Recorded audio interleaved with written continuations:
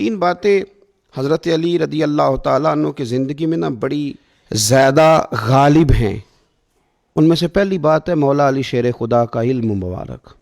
حضور نے فرمایا میں علم کا شہر ہوں اور علی اس کا دروازہ ہے۔ یہ جو علم و حکمت ہوتا ہے نا، یہ بڑی راہیں کھولتا ہے۔ علم آدمی کو بااعتماد کر دیتا ہے۔ علم انسان کو بہت ساری ترقیوں کی طرف لے جاتا ہے، اور یہ علم ہی ہے جس کی برکت سے انسان خدا رسول کی بارگاہ تک رسائی حاصل کرتا ہے۔ حضرت علی المرتضیٰ شیر خدا رضی اللہ تعالیٰ عنہ بہت زیادہ علم و فضل رکھنے والے تھے، اور وہاں آپ کی نظر جاتی تھی جہاں روٹین میں لوگوں کی نظر نہیں جاتی۔ ایک مقدمہ پیش ہوا کہ حضور دو خواتین کے ہاں اکٹھے بچوں کی ولادت ہوئی ہے، اندھیرے کا وقت تھا، تو اتفاق کی بات یہ ہے کہ ایک بیٹی ہے ایک بیٹا ہے، اور ایک ہی وقت میں دونوں بچے پیدا ہوئے۔ اب دونوں تقاضا کر رہی ہیں، ایک کہتی ہے بیٹا میرا ہے، دوسری کہتی ہے بیٹا میرا ہے، تو بیٹا کس کا ہے؟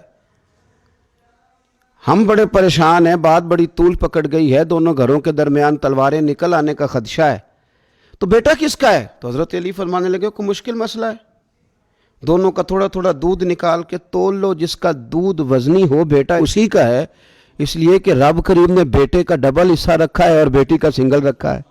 تو اللہ تبارک و تعالیٰ نے یہ نظام بنایا ہے، تو اللہ تعالیٰ نے انہیں علم عطا فرمایا۔ اچھا ایک عجیب بات ہے، کچھ لوگ پہلوان ہوتے ہیں سیانے نہیں ہوتے، اور کچھ سیانے ہوتے ہیں تو وہ پہلوان نہیں ہوتے، کہتے ہیں یہ تو لکھنے پڑھنے کا آدمی ہے، تو یہ کیسے میدان میں نکلے گا، اور یہ تو میدان کا آدمی ہے، یہ لکھے پڑھے گا کیسے؟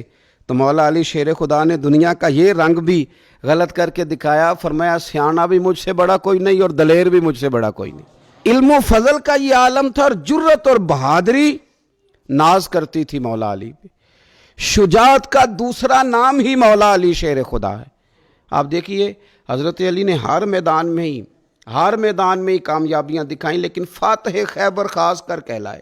حضور صلی اللہ تعالیٰ علیہ وسلم نے خیبر کے دن فرمایا تھا صبح جھنڈا اس آدمی کے ہاتھ میں دوں گا جس کے ہاتھ پہ اللہ فتح عطا کرے گا، اور فرمایا بندہ وہ ہے جس سے اللہ اور اس کا رسول محبت کرتے ہیں اور وہ اللہ رسول سے محبت کرتا ہے۔ تو صحابہ فرماتے ہیں سارے منتظر تھے کہ صبح میری باری لگ جائے، میرا نام آ جائے، سب کو شوق تھا یہ سعادت لینے کا، لیکن حضور نے صبح فرمایا عین علی ابن ابی طالب، علی ابن ابی طالب کہاں ہیں؟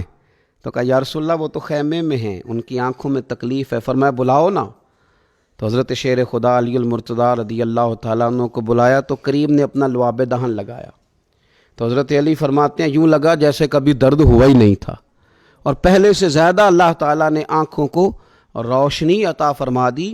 پھر آپ خیبر کے میدان میں لڑے، مرحب کے ساتھ لڑے اور کمال کر دیا۔ جنگ خندق میں عمر ابن عبد ود کے خلاف لڑے تو کمال کر دیا، اور خیبر کا دروازہ ایک ہاتھ سے اکھیڑ کے اتنی دور پھینکا کہ بعد میں 40 لوگ بھی اٹھاتے تھے تو ان سے اٹھایا نہیں جاتا تھا، دیواریں ہلتی رہتی ہیں اور در کانپ جاتا ہے، علی کا نام سن کے اب بھی خیبر کانپ جاتا ہے۔ تو حضرت علی المرتضیٰ علم و فضل والے، جرت اور بہادری والے۔ اور پھر تیسری بات جو ان کی زندگی میں میری سمجھ میں آئی ہے بہت زیادہ تھی، وہ تھا ورع، تقوی، زہد۔ مال و دولت کے ساتھ دلچسپی نہیں، اپنی زندگی کے اندر دنیا سے مکمل منہ موڑ لیا۔ فرمایا کرتے تھے میں نے دنیا داری کو یعنی مال و دولت کی محبت کو میں نے 3 طلاقیں دے دیں، یہ ہمارے قریب ہی نہیں آتی۔ امیر المومنین ہو کے کوفے کے چوک میں کھڑے ہو کے اپنی زرہ، یا بعض نے لکھا تلوار بیچ رہے تھے، کوئی خرید لو کوئی خرید لو، اس تلوار کے ساتھ میں حضور کے ساتھ جنگ میں شریک تھا۔ تو لوگوں نے کہا بیچتے کیوں ہیں؟ فرمانے لگے تہمت پھٹ گئی ہے، پیوند لگنے کی جگہ بھی نہیں بچی، اگر میرے پاس تہمت کے پیسے ہوتے تو میں اسے کبھی نہ بیچتا۔ وہ تو خزانوں کی کنجیاں رکھنے والے لوگ تھے۔ پھر یہ کیوں کہہ رہے ہیں؟ اس لیے کہ تعلیم ہو لوگوں کو کہ مال کا آ جانا یا مال کا حاصل کرنا یا مال کی ضرورت ہونا یہ برا نہیں، لیکن مال کو دل میں جگہ نہیں دی جاتی، مقصود مال نہیں بنایا جاتا۔ اللہ تبارک و تعالی ہمیں ان کے فیض سے فیض یاب فرمائے۔